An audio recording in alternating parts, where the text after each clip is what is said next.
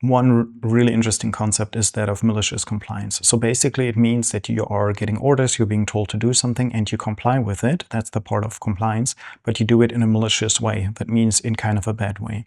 And so we can see this on full display in the United States right now, where people are being told by the government to do something that they have to comply with, because otherwise they'll get into trouble, but they don't really want to comply out of moral, ethical reasons.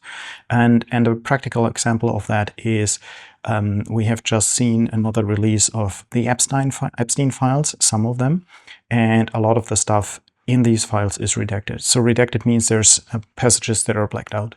But as it turns out, just by using a normal tool like Adobe, you can actually copy and paste all of this text, and the redaction, so the blacking out, is being removed. So you can actually read the whole document and there's nothing redacted in there. So you might ask yourself, well, was this just a mistake? And the answer is most likely not, because the people that are doing the redacting, they know what they're doing. It's their job. They do it full time.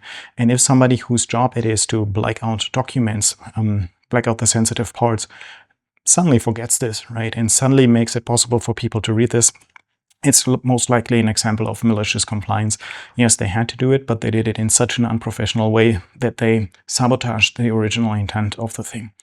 And if somebody's doing that in your organization, my ears would really perk up, because it could mean that you're like one of the bad guys, right? And there's like literal resistance to what you're doing, maybe because you're doing something very immoral. Or it could be something nefarious, but you should investigate this immediately if this is happening in your organization. In this case, personally, I'm all for this, because I think we ought to know what's going on in these files, but it's a perfect example of malicious compliance.